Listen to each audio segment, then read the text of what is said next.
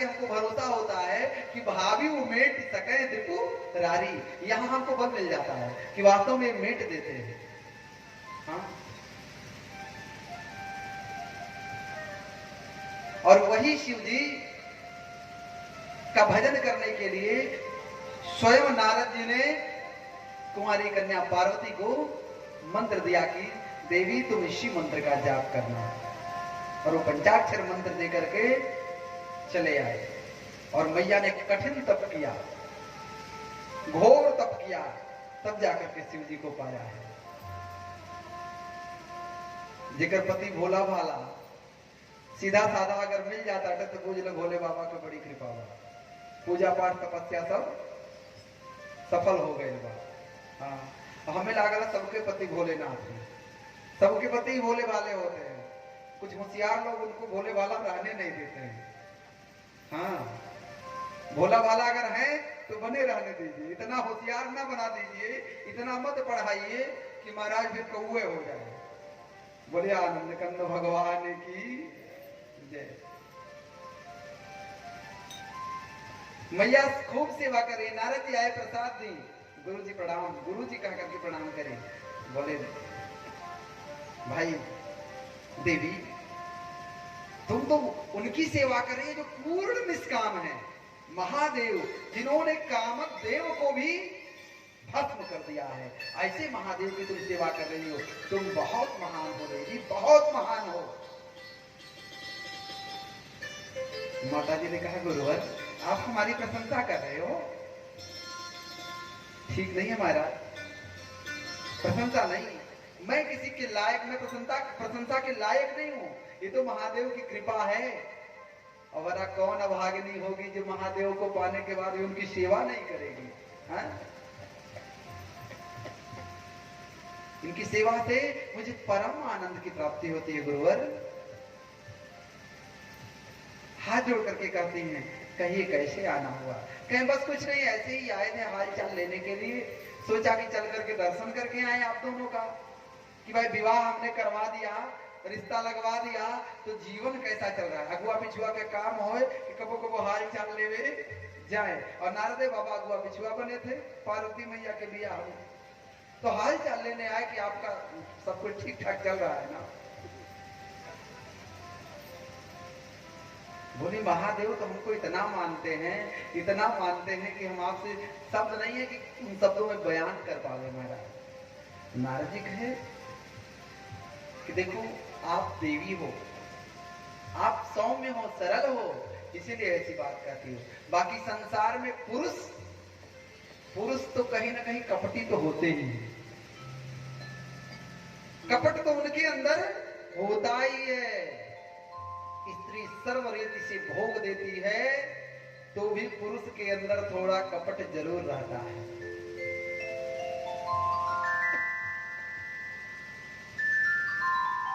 देखिए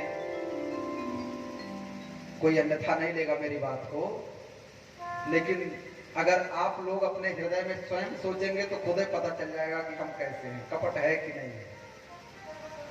चाहे कितनी सेवा करे अपनी धर्म पत्नी, चाहे कितनों प्रेम आपसे करे, लेकिन आपको दूसरे की अच्छी लगती है।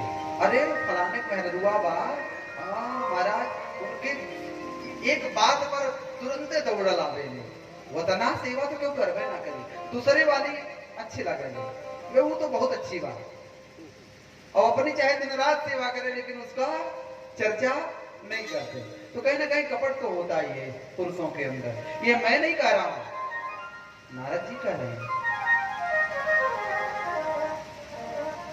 मुझे कहना तो नहीं चाहिए, देवी क्षमा करना, भोले बाबा के अंदर भी कुछ कपट है। ध्यान से सुनिएगा कथा को। नारद जी ने कहा कि भोले बाबा के भी अंदर कुछ कपट है। पार्वती जी ने कहा गुरु जी क्या कह रहे हैं आप, मेरे महादेव के विषय में कह रहे हैं? अरे वो महादेव जो इतने सरल हैं कि सोने की लंका बनवाए मेरे लिए और दे दिया रावण को, मांगने पर दे दिया। बोले यही तो बात है, वो अपने भगतन के चक्कर में तुम्हारा ख्याल नहीं करते देवी, तुम्हारे बारे में नहीं सोचते, तुमसे बात छिपाते हैं। और संसार का हर पुरुष कहीं ना कहीं अपने पत्नी से कुछ ना कुछ छिपाता है, हर बात नहीं बताता। कोई अच्छी बात रहेगी तो आके बताएगा, और कहीं कोई गलती अगर हो गई अपने से तो अपनी बुराई नहीं आकर के करेगा, ये गलत है। मैया पार्वती ने कहा नहीं नहीं नहीं नहीं नारद जी, गुरुवर ऐसी कोई बात नहीं है, मेरे पति मुझसे कुछ नहीं छिपाते।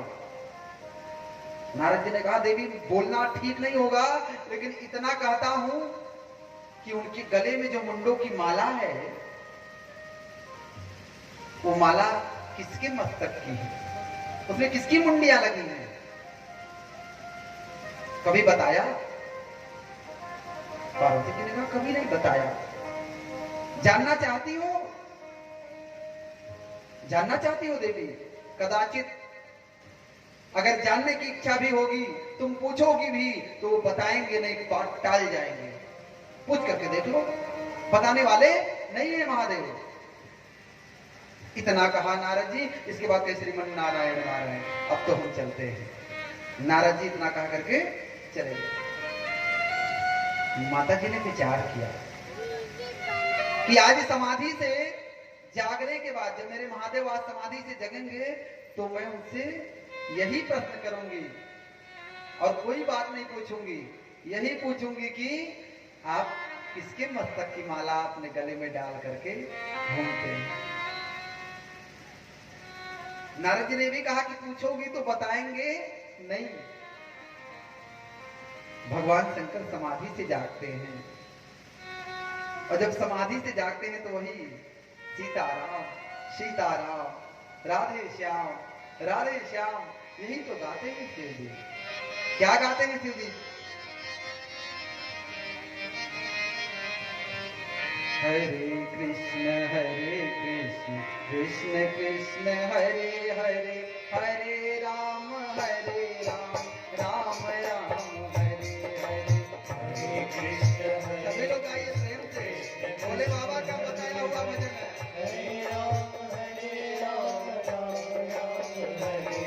शिव जी यही मंत्र जपते हैं हो, और इसी मंत्र के प्रभाव से विष को पी गए, जहर पी लिए, कोई फर्क नहीं पड़ा। हरे कृष्ण कृष्ण कृष्ण हरे हरे, हरे राम राम राम हरे हरे। हरे कृष्ण कृष्ण कृष्ण हरे हरे, हरे राम राम राम हरे हरे। हरे कृष्ण कृष्ण कृष्ण हरे हरे, हरे राम राम राम हरे हरे। हरे कृष्ण कृष्ण कृष्ण हरे हरे, हरे राम राम हरे हरे। हरे कृष्ण कृष्ण हरे हरे, हरे राम राम हरे हरे। हरे कृष्ण कृष्ण हरे हरे, हरे राम राम बैठ करके भजन किए। और जब भजन करने लगे तो मैया समझ गई कि भोले बाबा जाग गए। और मैया पार्वती शिव जी को अतिशय प्रिय है, अतिशय प्रिय।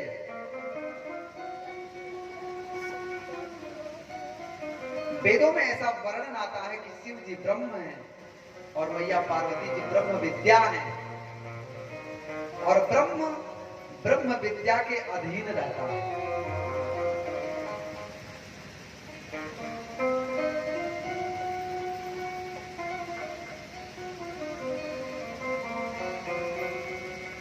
देवाधीना जगत सर्वं मंत्राधीना च देवता,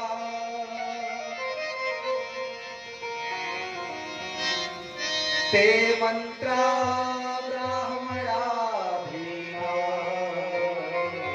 तस्मात् ब्राह्मण देवतम्।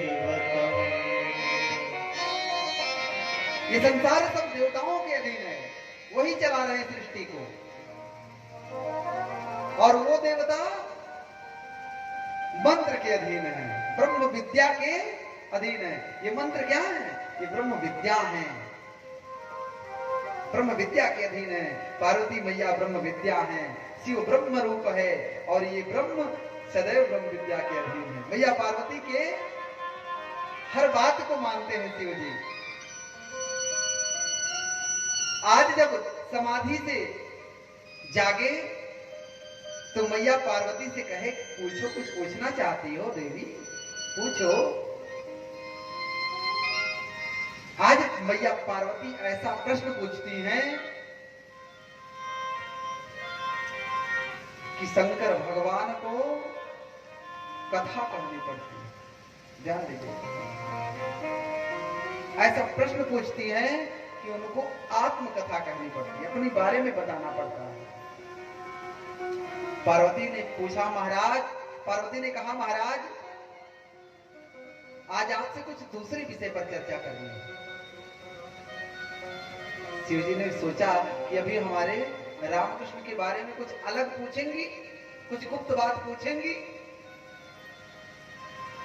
लेकिन पार्वती मैया ने कहा, आपके गले में जो मुंडियों की माला है वो माला किसकी है बताइए। शिवजी ने कहा, ये क्या पूछती हो देवी, ये क्या पूछ रही हो तुम? अरे मैं सोच रहा था कि तुम पूछोगी तो मैं कुछ राम के बारे में बताऊंगा, कुछ कृष्ण के बारे में चर्चा करूंगा, और तुमने तो ऐसा प्रश्न पूछ लिया इस प्रश्न का कोई जवाब देना मैं उचित नहीं समझता। माता पार्वती ने विचार किया कि नारद जी ने सही कहा था कि भोले बाबा बताएंगे नहीं, टालेंगे बात को, और वो यही रहा है। नारद जी की बात एकदम सत्य है। पार्वती मैया जिद कर ली कि आज आप जब तक ये नहीं बताएंगे कि आपके गले में जो माला है उसमें किसके मस्तक लगे हैं, तब तक मैं अन्न और जल का पान करने वाली नहीं, नहीं, बिल्कुल नहीं। भोले बाबा ने कहा, देवी तुम जिद कर रही हो, मैं बताना नहीं चाह रहा हूं, जान रहा हूं कि अगर मैं बताऊंगा तो तुम्हें दुख होगा, तुम दुखी हो जाओगी। पार्वती मैया ने कहा, तो क्या हुआ, मुझे दुखी हो जाने दीजिए, फिर भी बताइए। ऐसे जब स्त्रियां जिद करती हैं तब न चाहते हुए कभी कभी पुरुष को वो कदम उठाना पड़ता है जिससे उनको दुख मिले। कई बार क्रोध में भी पुरुष ये कहता है कि देखो शांत हो जाओ, नहीं तो इसके बदले में तुम्हें बड़ी पीड़ा उठानी पड़ेगी, दुख उठाना पड़ेगा। लेकिन लोग अपनी जबान नहीं बंद करती, स्थिति बदल जाती है। विचार कर लेना चाहिए कि अगर ये बात निकल रहा है मुंह से तो कहीं ना कहीं अंदर बैठा हुआ भगवान कह रहा है कि शांत हो जाइए। शांत नहीं होंगी तो बात बिगड़ जाएगा, व्यवहार बिगड़ जाएगा, रिश्ता खराब हो जाएगा। शांत हो जाना चाहिए। लेकिन पार्वती मैया ने कहा, नहीं, मुझे दुखी हो जाने दीजिए, मुझे सुनना है, कहिए नाथ, कहिए ना। शिवजी ने कहा कि तुम मुझे मेरे अंदर दोष देख रही हो देवी, जबकि मेरे अंदर कोई दोष नहीं है। मैं तुमसे कोई ऐसी बात नहीं है जो न बताने लायक रही हो, मैं छिपा लिया हूं, ऐसा नहीं है। बताने लायक बात नहीं कभी छिपाता, न बताने लायक बात भी कभी नहीं छिपाता। मैं तो सारा खुला चिट्ठा अपना खोल के रख देता हूं आपके सामने। फिर भी आप मेरे ऊपर संदेह कर रही हो ना, तो ध्यान से सुनना देवी। ये शिव तुम्हारे पूर्व में जितने भी जन्म हुए हैं और जितनी बार तुम्हारी मृत्यु हुई है, तुमसे अतिशय प्रेम करने के नाते तुम्हारे उस स्वरूप का विस्मरण ना हो जाए, वो स्वरूप कहीं भूल ना जाऊं, इसलिए उस मस्तक को माला में पिरो करके मैं अपने गले में धारण कर लेता हूं। इतना प्रेम मैं तुमसे अपने जीवन जीवन में करता हूँ और फिर भी तुम मेरे अंदर दोष देख रही हो। मैया पार्वती के आंखों में आंसू भर गया, पछताने लगी। पछताने से क्या होगा? भोले बाबा की आंखें डबडबा गई, आंखों में आंसू आ गए। पति पत्नी को ऐसा कोई आचरण नहीं करना चाहिए कि पति की आंखों में आंसू आ जाए। पति को भी ऐसा आचरण नहीं करना चाहिए कि पत्नी की आंखों में आंसू आ जाए। दोनों एक दूसरे के शक्ति बने, कमजोरी ना बने। मैया ने प्रश्न किया तो मैया के पूर्व जन्मों की स्मृति हो गई। भोले बाबा को आंखों में आंसू आ गया। सती का वो शरीर का त्याग, किस कारण से सती ने कितना कठिन ताप साकर के शरीर का त्याग किया, उसको सोच करके भोले बाबा की आंखें डबडबा गई। पार्वती मैया की भी आंखें डबडबा गई। पार्वती मैया कहने लगी, नाथ क्षमा कर दीजिए, नाथ क्षमा कर दीजिए। भोले बाबा ने कहा, देवी आज तक तुम्हारे मन में ये प्रश्न कभी नहीं आया, ये प्रश्न कभी तुमने पूछा नहीं। पता नहीं मेरे मन में ऐसी भावना क्यों आ रही है कि तुम्हें आज कोई गुरु मिल गया है। कई बार ऐसा ही होता है हमारे आपके जीवन में, कोई बाहर का गुरु आकर के ऐसे ही कोई बात लगा देता है, बजा देता है और परिवार में कलह मचवा देता है। कहीं ऐसा तो नहीं कोई ऐसा ही गुरु मिल गया तुम्हें? पार्वती जी ने कहा, नाथ हमारे बाबा आए थे, हमारे गुरु जी। बोले, हाँ तुम्हारे गुरु नारद जी आए थे ना? बोले नारद जी आए थे। शंकर जी ने कहा, वाह नारद, सबका घर तोड़ते तोड़ते जोड़ते जोड़ते हमारे भी घर को आज तुमने नहीं छोड़ा। कैलाश से मिला था तुमको नारद। और नारद से यही कह करके भोले बाबा मुस्कुराने लगे। हो पार्वती मैया ने कहा, एक बात पूछे ना भोले बाबा से। कह रही, एक बात पूछूं? मैया ने कहा, जब कहा तो भोले बाबा ने कहा, एक नहीं दो चार पूछिए, पूछिए पूछिए क्या पूछना चाहती हैं। भोले बाबा तो सब जानते हैं कि क्या पूछना चाहती है, वो तो अंतर्यामी है, लेकिन पूछिए। पार्वती जी ने कहा कि नाथ आपके गले में हमारे पूर्व जन्मों की सारे मुंडियों की माला पड़ी है। ये बात इस चीज को स्पष्ट करता है कि मृत्यु केवल मेरी हुई है और आपका कभी मृत्यु नहीं हुआ। भोले बाबा ने कहा, हाँ मैं अजर अमर हूं, मैं अजर अमर हूं, मेरी मृत्यु नहीं होती। पार्वती ने कहा, कौन दवाई पी ली है महाराजा? वो कौन सी घुट्टी है? वो घुट्टियां तनिक हमको पिला दीजिए, हम भी अमर हो जाएं। न आप हमसे दूर हो ना हम आपसे दूर हो, वही पिला दीजिए। भोले बाबा ने कहा, देवी मैं अमर कथा का पान किया हूं, अमर कथा पान, इसी कारण मैं अमर हो गया। पार्वती जी ने कहा, तो मुझे भी अमर कथा का पान करा दीजिए। भोले बाबा जानते हैं कि अगर ना कहूंगा तो स्त्री बड़ी कठिन, शब्द में बड़ी कठिन है स्त्री। पहले आधा और बाद में टेढ़ा, जीव को स्त्री कहना पड़ता है। हमारा जीविया इसे चरचरा जाता है, स्पार्क कर जाता है, तब स्त्री कहा जाता है। कहीं ऐसा ना स्पार्क हो जाए, स्पार्क हो जाएंगे तो दिक्कत हो जाएगा। हाँ, भोले बाबा ने कहा, देखिए आप स्त्री हैं, अमर कथा स्त्री की बस की बात नहीं धारण कर सके,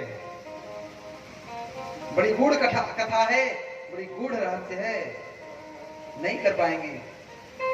पार्वती मैया ने कहा, आप कराइए तो सही, करना न करना मेरा काम है, मैं आपकी पत्नी हूं। महाराज आपके मुख से एक एक बूंद जो शब्द रूपी रस